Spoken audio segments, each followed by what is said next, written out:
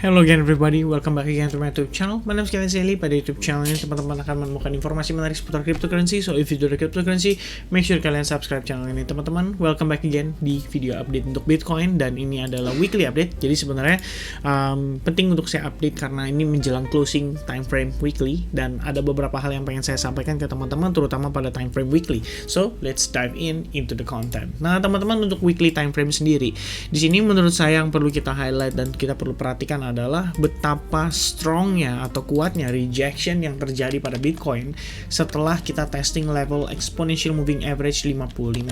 Jadi pada dasarnya teman-teman, situasi ini itu lebih mengacu seperti pergerakan breakdown dari EMA 55, retest EMA 55, retest EMA 55, and then berpotensi melanjutkan penurunan.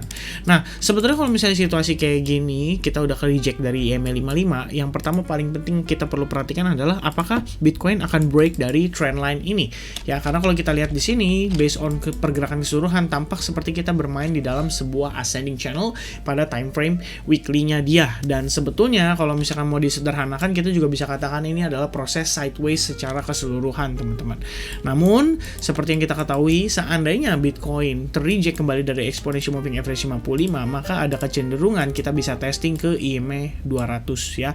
Dan ini semua based on evidence atau based on fakta yang pernah kita lihat sebelum-sebelumnya, dimana setiap kali kita break dari EMA 55, kita testing terhadap moving average 200-nya teman-teman. Dan ini nggak cuma sekali, sudah pernah terjadi sebanyak 2-3 kali ya. Jadi kita di sini ada kemungkinan bisa break sampai serendah-rendahnya itu di level $20.000. Ini kalau misalnya moving average 200 nggak naik.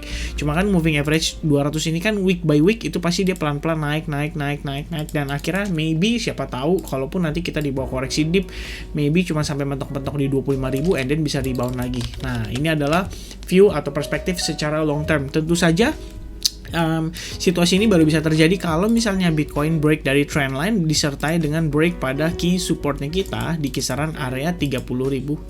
Seperti yang kita ketahui, area ini merupakan area yang cukup penting, dan saya cukup yakin banyak sekali demand orang-orang yang mau buyback cryptocurrency terutama Bitcoin pada kisaran area tersebut. Jadi tentunya di sini menjadi area yang perlu kita antisipasi dan perlu kita perhatikan.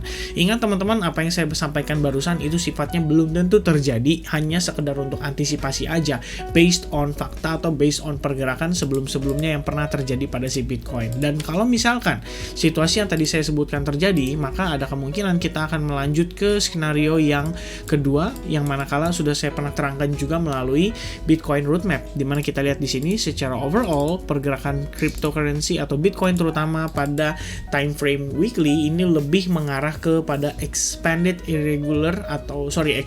ABC corrective pattern atau irregular ABC corrective pattern, which is wave 5 secara overall majornya itu berpotensi sampai ke level $20.000, dan itu match dengan moving average 200 yang tadi sempat kita discuss teman-teman. Tentu saja ini hanya jika ternyata market itu tidak melanjutkan ke fase bullishnya. Jadi untuk saat ini secara probabilitas dan secara yang penting yang perlu kita perhatikan adalah Bitcoin harus maintain di atas level $35.000. That's it teman-teman. Itu untuk time frame weekly. Dan secara closing ini sebenarnya tampak kurang begitu baik, karena kita expect harusnya closingnya itu membentuk semacam Three River Morningstar pattern. Cuman sayangnya karena buntut yang sangat panjang sekali ini, tampak malah jadi seperti shooting star pattern, yang artinya decline terhadap exponential moving average 55. Ini adalah satu indikasi yang kurang begitu bagus. Jadi tetap antisipasi terhadap penurunan lanjutan pada cryptocurrency keseluruhan, termasuk Bitcoin salah satunya. Dan next kita akan kita akan bahas pada time frame daily. Untuk time frame daily, saat ini secara probabilitas saya meyakini ini adalah situasi atau probabilitas yang paling tinggi atau yang paling mungkin terjadi pada kondisi saat ini, dimana seperti yang kita bahas sebelumnya tampak seperti A, B, C corrective pattern before nanti kita rebound lagi menuju E wave, baru kita finishing menuju fifth wave-nya si Elliott wave teori sendiri, atau Elliott wave atau analisis berdasarkan Elliott wave teori teman-teman. Lebih kurangnya seperti itu. Jadi untuk symmetrical triangle pattern ini menurut saya adalah probabilitas yang paling tinggi untuk terjadi. Kalau misalnya teman-teman tipikal yang mungkin agresif trader, kalian juga bisa tambahkan trendline body to body candle, dan artinya di sini dari segi trendline kita mungkin akan mendapatkan reaction lebih cepat, teman-teman.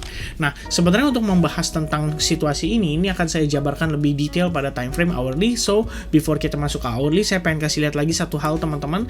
Jadi ini adalah trendline yang sebetulnya menurut saya cukup penting, perlu kita discuss kembali, yaitu trendline yang terbentuk pada pergerakan Bitcoin ya, berdasarkan beberapa data pergerakan atau beberapa data atau beberapa area yang sebelumnya pernah di reach dan pernah dites teman-teman, seperti yang kita lihat sendiri di sini. Ini merupakan area-area penting dan saat ini pun terakhir kita mendapati reaction pada area tersebut, dan harapan kita adalah kita masih bisa maintain pergerakan Bitcoin di atas area ini ya, untuk memastikan secara keseluruhan Bitcoin itu masih ada potensi rebound. Walaupun nanti in the end kalau misalnya kita ngelihat dia kayak menuju ke fifth wave, ini kelihatannya bakal kayak breakdown. Tapi bisa juga kan teman-teman, situasi atau skenario yang terjadi malah membentuk yang namanya fake out. Jadi ketika semua orang panik, ketika semua orang udah mulai start sell off, ketika orang-orang udah mulai ngerasa bahwa Bitcoin akan memasuki fase winter market yang lebih panjang kayak 2 tahun 3 tahun, disitulah mungkin terjadi fake out, orang-orang udah panik, tiba-tiba berubah haluan dan market kembali berbalik arah. Itu masih possibility, karena secara fundamental sendiri nanti per tanggal 16 Maret itu akan ada kenaikan suku bunga dari Amerika Serikat, dan kita belum tahu pasti kira-kira impactnya terhadap market kripto itu bakal seganas apa teman-teman. Dan kita sih sangat berharap tentunya walaupun nanti ganas ya at least ketahan lah di kisaran level $30.000, yang mana kita ketahui di sini merupakan area yang cukup penting bagi pergerakan si Bitcoin secara keseluruhan. Alright, so itu adalah tambahannya pada time frame daily, but overall saya cukup yakin bahwa ini adalah analisis atau skenario dengan probabilitas yang cukup tinggi saat ini berpotensi terjadi pada pergerakan cryptocurrency atau Bitcoin terutama secara keseluruhan.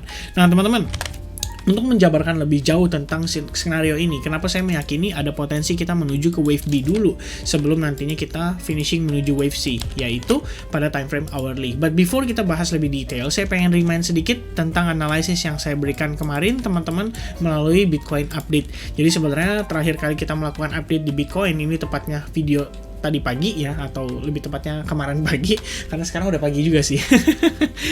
Nah, sebenarnya saya meyakini gini, saya sempat sampaikan ya bahwa di sini kita membentuk yang namanya bearish flag pattern ya, dimana pada bearish flag pattern sendiri kalau nggak salah sih saya gambarkan juga kemungkinan kita akan melalui proses 5 wave ya, lebih kurangnya. Saya lupa pasti precisely-nya di mana pembahasannya, tapi ya secara overall memang ekspektasi saya adalah kita melihat dia rebound dulu untuk testing menuju wave B. Jadi ini lebih kurang adalah skenario yang sama yang seperti saya jabarkan kemarin, dan berdasarkan situasi yang terjadi saat ini kita sama-sama lihat Bitcoin itu sudah merespon si bearish flag pattern dengan sangat baik sehingga penurunan kembali terjadi. Nah, tinggal permasalahannya adalah kira-kira apakah kita beneran akan melihat dia fake out dan menuju ke reboundnya sesegera mungkin sebelum kita akhirnya finishing menuju wave C pada time frame daily-nya ya.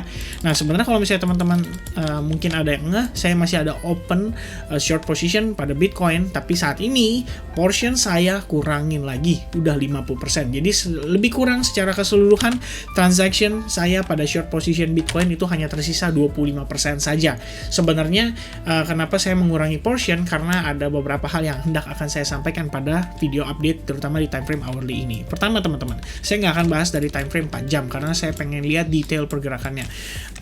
Kenapa saya meyakini masih ada potensi untuk kita rebound dulu? Pertama teman-teman, kita bisa lihat pressure dari sellers ya, slow but sure it's become weaker ya, atau become lebih slow, lebih lemah ya, lebih ya udah nggak terlalu signifikan seperti sebelumnya. Ketika break dari sini, kalian bisa lihat ini selisih secara trennya, ini secara nggak langsung kalau kita perhatikan ini cenderung lebih lemah dibandingkan dengan sebelumnya teman-teman. Nah, lalu secara pergerakan sendiri, secara bearish flag pattern itu memang sudah berhasil di breakdown, yang artinya memang secara pressure berpotensi melanjutkan. Cuma kalau teman-teman perhatikan, ini kelihatan banget jelas perbedaannya. Ya, ketika first initial drop terjadi, kita lihat reboundnya hanya minim.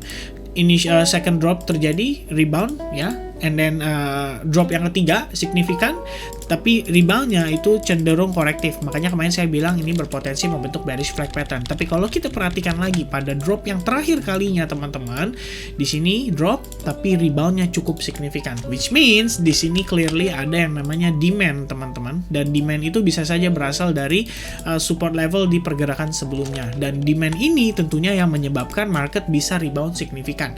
Selain daripada demand tersebut, kita juga lihat di sini terdapat yang namanya bullish divergence reasons pada relative strength index-nya, dan ini tentu saja memberikan indikasi bahwa Bitcoin saat ini berpotensi menemukan level bottom-nya, at least untuk pergerakan saat ini. Jadi seperti yang saya katakan teman-teman, ketika market sudah under pressure terus-menerus, sometimes kita perlu melihat market rebound dulu supaya whales kalau misalkan mau jualan dia harus menunggu harga yang lebih bagus. Istilahnya kalau harga makin rendah, whales nggak mungkin dump-nya makin banyak. Jadi kalau kalian meyakini bahwa whales yang dump di sini atau whales yang jualan di sini, sadarilah bahwa barang whales tersebut soon or later pasti akan berkurang dong. Dan kalau misalnya mereka jualan, otomatis berkurang.